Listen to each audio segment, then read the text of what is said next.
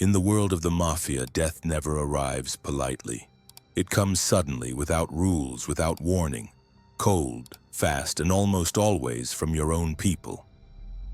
Today we break down 10 of the most infamous assassinations of high-ranking crime bosses whose deaths reshaped the underworld. Cold-blooded eliminations, betrayals, internal coups. None of this is fiction. It's the real, brutal history of criminal empires. Let's begin with number 10. Number 10. Carmine Galante, the boss who thought he was immortal. Carmine Galante wanted to become the boss of all bosses. He staged an internal coup, pushed out Philip Rastelli, and provoked a war with the Gambino family. No one liked him, not allies, not rivals. The Mafia Commission saw him as a threat to the entire structure. On July 12, 1979, Galante stepped out to smoke after lunch at a small Italian restaurant in Brooklyn and was hit by a hail of bullets from 3 gunmen. The cigar remained between his teeth, a symbol of his belief that no one would dare touch him. He was wrong. Number 9. Mickey Spillane, the gentleman gangster betrayed by his own. Mickey Spillane controlled Hell's Kitchen and remained the last major Irish boss standing against the Italian Mafia. But his power irritated many, especially the ambitious Jimmy Coonan, who struck a deal with Brooklyn hitman Roy DeMeo. On May 13, 1977, Spillane approached a parked car to talk to the man inside. He was unarmed. He never expected danger. 5 bullets ended his reign on the spot, and with his death, the era of the Irish mob in New York came to an end. Number 8. Johnny Papalia, the Canadian crime king who believed no one could reach him. Canada isn't the first place people think of when they hear Mafia, but Johnny Papalia turned Hamilton into a hub of international organized crime. He controlled operations tied to the infamous French Connection and ruled the city with fear for decades. Cold, calculating, emotionless, even his own men were terrified of him. But the Mafia never forgets a slight. The Musitano family decided Papalia had become too troublesome. On May 31, 1997, a hitman walked up behind him and shot him in the head. No warning, no theatrics. The most feared man in Canada dropped face down before he even knew someone was there.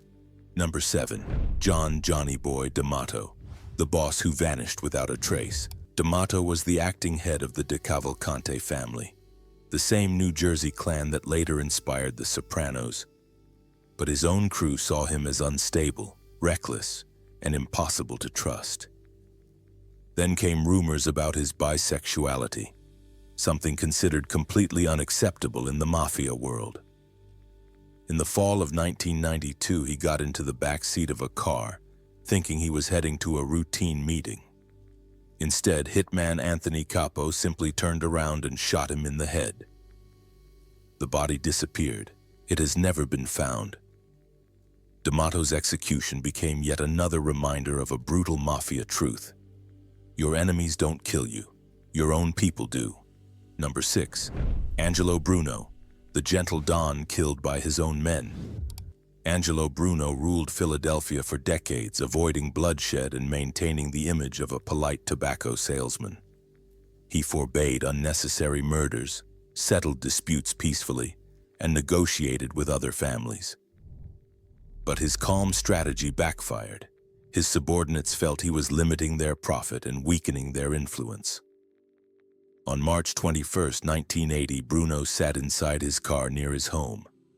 Next to him was his advisor, Antonio Caponigro, a man he completely trusted, and Caponigro was the one who ordered the shot to Bruno's head. The killing shocked America. The Mafia murdered the person who tried the hardest to prevent wars. But karma came instantly. The commission sentenced Caponigro to death for an unsanctioned hit. His body was later found in a trunk, with money stuffed into his mouth, the mark of a traitor. 5. Frank Cali, the first public assassination of a New York boss in 30 years. Frank Cali was a quiet Gambino boss. No chaos, no wars, just business. But on March 13, 2019, he stepped outside to speak with a man near his Staten Island home and was hit with 10 bullets. It was the first execution of a New York Mafia boss since Paul Castellano's murder in the 1980s. Police and media exploded. Was this a new Mafia war? An internal revenge? A resurgence of old families? But the killer turned out to be a 24-year-old acting alone over a personal dispute. The irony, one of the most cautious Mafia leaders died not from rivals, but from someone who wasn't even part of the criminal world. Number 4. Sam Giancana, the boss feared even by the CIA. Sam Giancana was so powerful that he was used by U.S. intelligence. In the 1960s, the CIA actually recruited him for an operation to assassinate Fidel Castro. The Mafia was supposed to be the fall guy if the mission failed. Giancana felt untouchable. Money, influence, political allies, ties to show business. But in 1975, everything collapsed. He was summoned to testify before the U.S. Senate about CIA abuses. Just days before his scheduled appearance, he was found dead in his own home. 6 bullets in the mouth, 1 in the back of the head. A crystal-clear Mafia message: stay silent.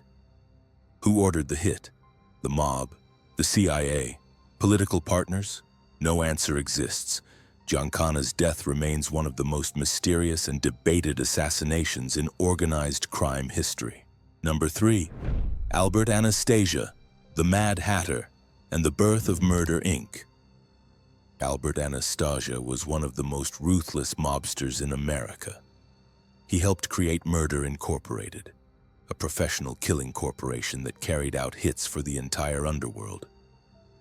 Calculated, cold, fearless, the fear of his name was part of his power. But even legends fall. Date: October 26, 1957. Place: a New York barbershop. Anastasia sits in the chair, and 2 attackers burst in firing. He tries to rise to grab his killers, but collapses, riddled with bullets, betrayed, dead. To this day, no one knows for certain who ordered the hit. Dozens of theories: an internal family move, a Carlo Gambino conspiracy, a strike from rival clans. The truth died with Anastasia, a man who sent hundreds to their graves and finally met his own execution in a barber's chair. Number 2. Bugsy Siegel, the man who built Las Vegas and died for it. Benjamin Bugsy. Siegel wasn't just a gangster, he was a visionary.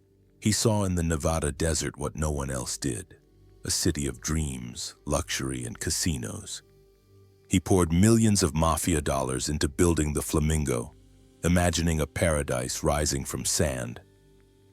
But the Mafia does not love dreamers who burn money too fast. The Flamingo failed at launch, lost fortunes, and the boss's patience ran out.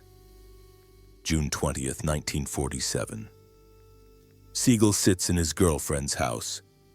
Outside, a rifle is placed on a stand.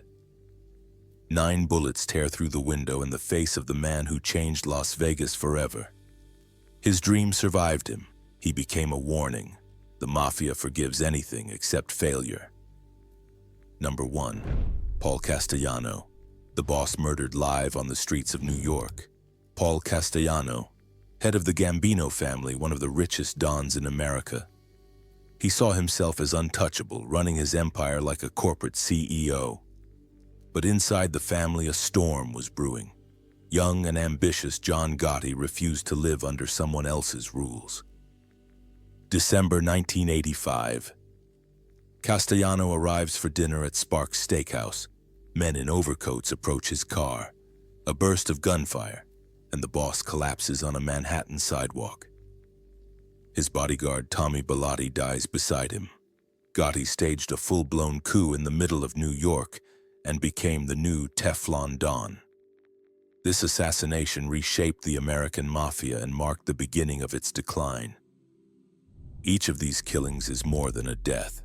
It is the end of an era, the fracture of clans, betrayal by allies, war inside the shadows. Some were killed for ambition, some for money, some for weakness. But all shared one thing. None of them expected to die that day. The Mafia doesn't know retirement. It knows only two exits, the grave or legend. And these 10 men became legends precisely because of how they died.